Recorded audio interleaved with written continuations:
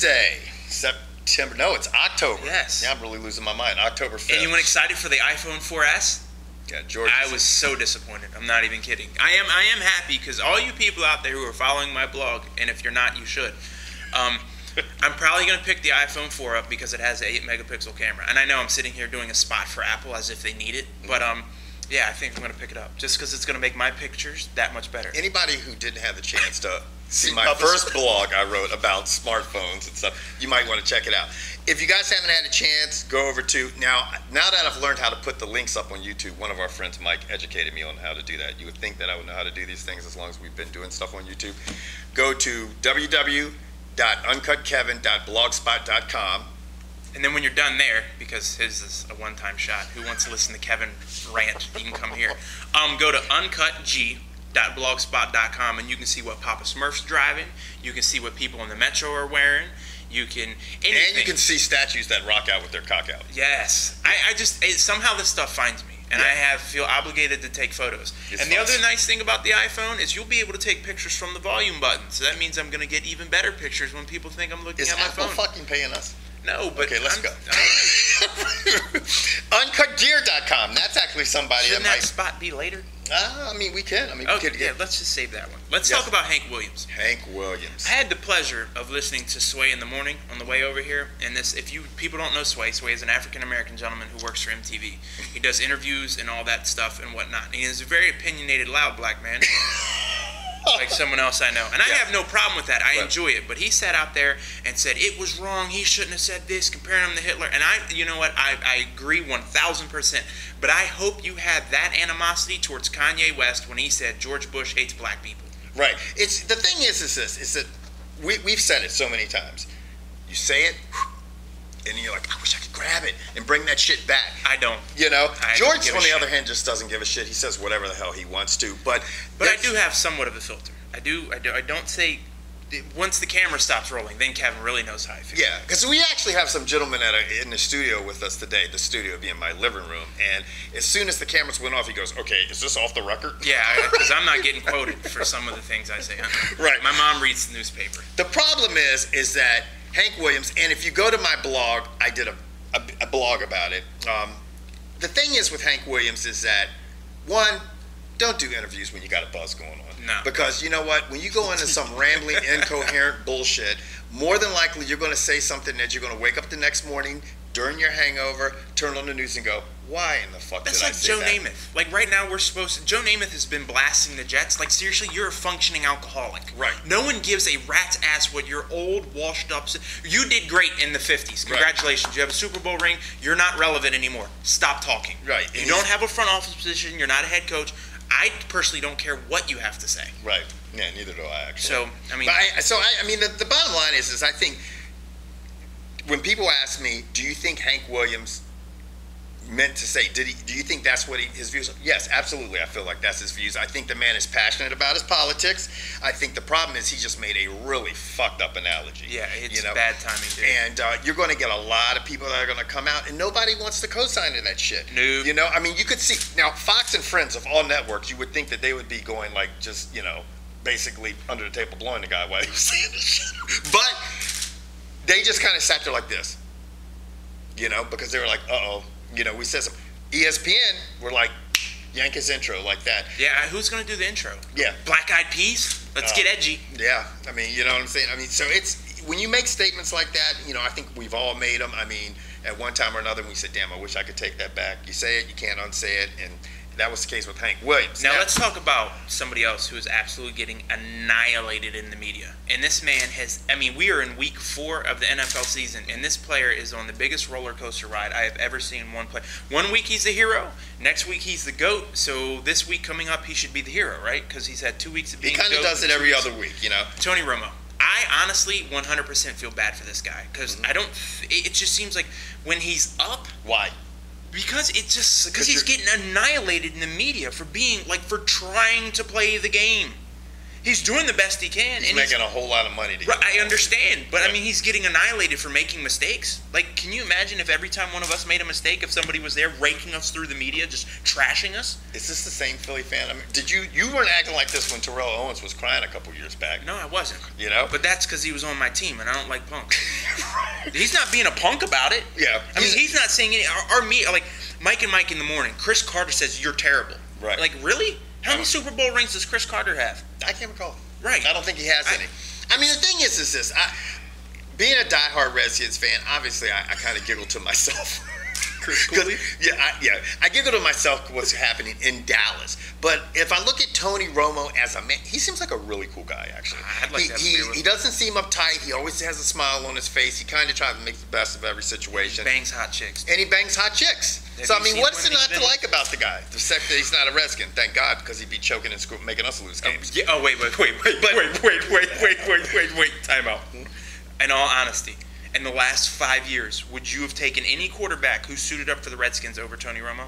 No. Okay. Well, no. But this is the problem with Tony Romo. Tony Romo, when he played the Redskins last week, he plays great from behind. He plays great from behind. It's like, you know what? Now I'm in a hole. I have nothing to lose. You know what? My back's. I can't fuck this up any worse because the center's snapping the ball over my head. It's obviously nothing that I'm doing. Only thing I can do is try to be the hero and correct it. But when it's in contrast, when it's on the flip side, and now he's like, okay, everything's where it's supposed to be. Only thing I can do is fuck this up. All I need to do is hand this off and hit the short 5-yard cross. He can't close the deal. He's like the salesman that just keeps talking too much and you're kicking him under the table saying, shut the fuck up. He needs to go to New York and hang out with Mariano. Yeah? Yeah, so he learns how to close. Yeah. Baddest man on the planet. Maybe that's who Dallas needs to have taking the snaps. Now, speaking of people that won't stop rambling or people that are outspoken where does this come from? or people that are like Joe Namath, because this guy's on his way to being the second coming of Joe Namath. You know what? I think this guy is starting to get that Michael Jordan type, look, people aren't talking about me. Right. What do I do? What do I do? Let me go bet $50,000 on this drive and I'll tell somebody I did it. We're talking about Brett Favre. Exactly. Like, why? Like, you're not relevant. Let it go. The most recent thing with Brett Favre before he had his thing with Jen Sturger and sending like dick pics. I like that. Maybe I'll dick pics. www.dickpics.com. Anyway, make an app. Yeah, I'll make an app for it. Dick pics app. And retiring and then unretiring and then retiring and then unretiring. Now he's sitting here and he basically has come out to the media and he says, you know, they asked him about the situation with Aaron Rodgers winning his first Super Bowl ring for Green Bay, and he's basically said, why didn't it happen sooner? Yeah, like what? How? What? You know? I don't. Now you think that right there, that's kind of a fucked up statement because you know you're within you had a history with this organization, but he didn't stop there. No, because the follow up was he's got a much better supporting cast than I've ever had. Right. What? You had a great cast. I mean, you won your 2 Super Bowls at the beginning of your career, and then all the rest of the time. He had Reggie White, and then who was the safety? The safety who would come back up. He was the first safety who almost played linebacker. He would bring. It's been a long time. My brain doesn't work. He had a lot of good people. Brett Favre to say that he. Yeah, it was Butler. But let's not talk about this. Let me. If Brett Favre is actually watching this show, and is probably a half of a half percent that he is. Okay, I've got to say this. Let's look at what this. Let me just shut my phone off real quick because my phone obviously needs attention. But let's think about what Aaron Rodgers did. Okay, Aaron Rodgers managed to win the Super Bowl last year with 15 people on the IR. 15 people on the IR. And let me tell you what. And because of that. Okay, that's why I think the Green Bay Packers will repeat as the Super Bowl champions. Because you know what? All those guys like Ryan Grant and all those other guys who basically, even though they have a Super Bowl ring, they still feel a sense of, I was cheated. I didn't get to be wasn't on the field. So now you've got this whole group of guys that are returning this year to play, and they're hungry. They're like, you know what? I want to be on part. I want to be on the field, dude. And they're smacking cats. And they're just destroying. In our fantasy league, with my, as Kevin says, messed up scoring, because you get bonuses for if your quarterback throws for 300, you get plus 10. If he throws for over 400, I think it's plus 15. Mm-hmm. Aaron Rodgers went for 88 points last week. Yeah, I mean the guy's he's He's having over 400-yard passing games. He's running in touchdowns. He's throwing touchdowns. He was accounted for 6 touchdowns last year. 6 touchdowns. Dude's a monster. So Brett Favre, go back to Hattiesburg, Mississippi. Yeah. Grab your whiskey, sit on your porch, and kick your dog. Right. Yeah, because I mean, for you to kind of to push this man's accomplishments down, especially, I mean, you don't even know what his work of art is going to be, because this guy looks like he's just getting started. And to be honest, in my opinion, if you had retired and let the Green Bay Packer organization move on, this would have happened much sooner. You know what I mean? My phone, man, it's got its own show going on over here. Anyways, now phone dumb user. This brings us to the next question. I'm gonna shut my phone off. Okay. The next question Kevin wants to pose is, why are you a fan? Everyone wants to know why, George, have you grown up in the Washington, D.C. area and you happen to be a Phillies fan? Right. I mean, Phillies fan, Jesus. An Eagles fan. So real quick, I want you to tell everybody out there that's watching, because we'll pick your team, because there's 2 teams that I follow that are not local teams, and there's every team I follow is not local. George's team. Except for the Caps. But Caps is the only home team I follow. The Caps are the only home team. But that's the case with a lot of fans. I mean, you find that they don't root for their home teams, and they found out, or they gravitate to a certain team for one reason or another. And this guy actually on the message board, on the comment board, said, Kevin, why are you a Nebraska Cornhusker fan?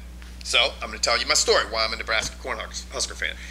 When I was a little boy, okay, this literally sounds like, look at George. When I was a little boy. This is going to take forever. No, it's not. How long ago you were a little boy? I know, it's a long time ago, wasn't it? But literally in 1971, okay? 1971, I know a lot of people go, wow, Kevin is old as dirt. You know what I mean? And I am. Every Saturday morning, in the fall, my old man would be watching football. And I'd like to jump up in the bed and watch football with him. So wait, your dad was actually around? Yeah, he was. He was actually around. I actually had a father that was around. Imagine that. I'd high five, man, to that shit. That's some good shit, isn't it? This is a feel-good story. Too bad Jimmy's not here to do the Lifetime music.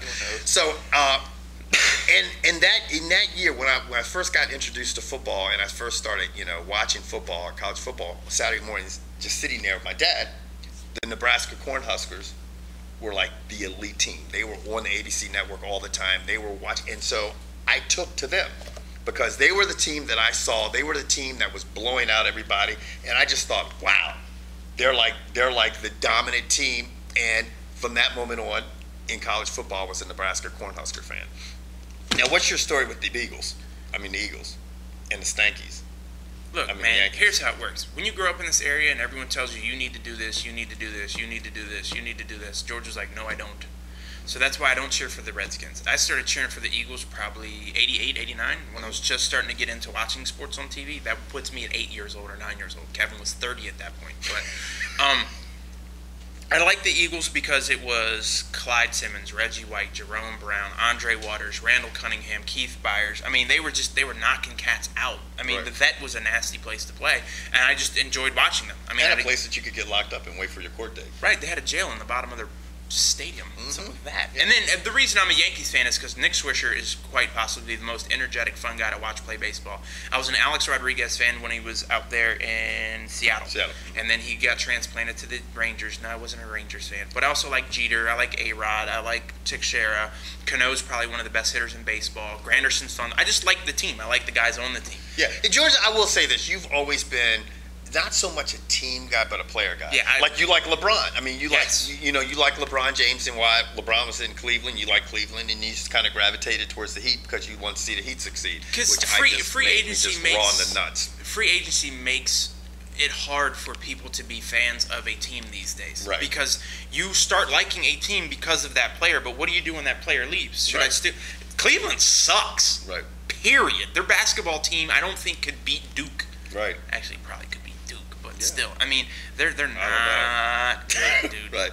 So that's a good point. Free agency has made, with all the movement and stuff like this, it is. You can't really actually take a liking to the team because, next year it's a completely different team. While we're talking about the Yankees, did anyone see what the Yankees did last night? And by the time you're watching this video, they should be closing this thing out. Yeah, I mean, we're filming Wednesday morning. Right now, that series is tied at 2-2. Granderson made 2 phenomenal plays. But with that said, if anyone saw what Verlander did on the mound on Tuesday, Verlander is nasty. He's without a doubt the best pitcher in baseball right now. You know what?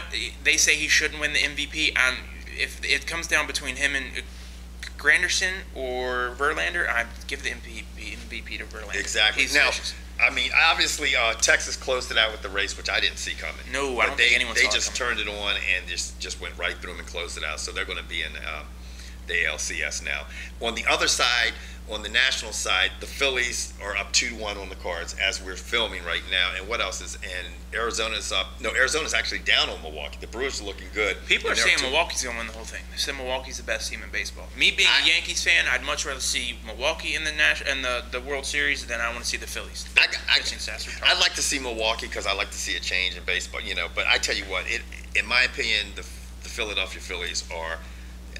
I haven't seen a pitching staff like that in a long time. No. They just look dominant. I can't see anyone beating the Philadelphia Phillies. And now, James, do me a favor. Go ahead and it's what, on your side or my side of the screen where the thing is? It's your side, my side. Go ahead and put MMA right there for me because this is the MMA part of it. Everyone go watch women's MMA.